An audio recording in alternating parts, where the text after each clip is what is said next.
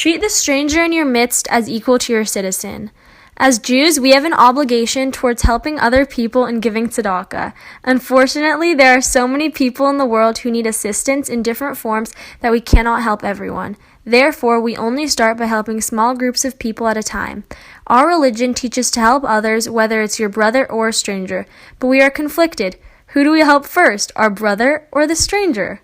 Our brother, or for short, bro, can be defined as someone who you know and have a connection with, maybe a neighbor or a fellow Jew. Instinctively, it feels right that we should help those closer to us first.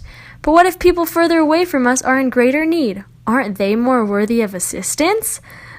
This quote, Leviticus 19:34, says that the stranger is equal to your brother. We must help the stranger just as much as we help our brother. Gittin 61a says, our rabbis taught, we support the non-Jewish with the Jewish poor, visit the non-Jewish sick with the Jewish sick, and bury the non-Jewish dead with the Jewish dead for the sake of preserving peace. According to this quote, we cannot disregard our fellow Jew, but in addition, we must help the outsider as well. By helping everyone fulfill their need, this text implies that by helping people outside of our immediate communities, we could potentially maintain peace between nations. However, other texts suggest that the needs of our community members must be met before we move outwards to helping others.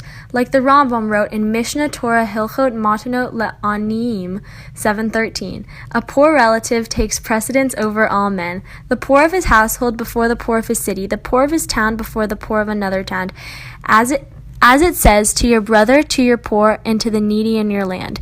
Deuteronomy 15:11. This quote describes a scenario in which your fellow brother takes precedence over the stranger. Nevertheless, you still have the responsibility to help the outsider as well.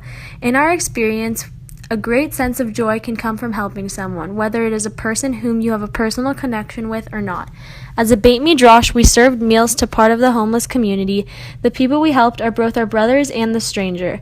Whether you help your bro or the stranger first, and who you treat equally to the stranger, all revolves around who you consider your brother. In our case, we view the people we helped at Hope of the Valley as our bro and as the stranger. They are brothers in the sense that we are living in the same cities and part as humanity together. At the same time, we are strangers to each other because our lives are so separated.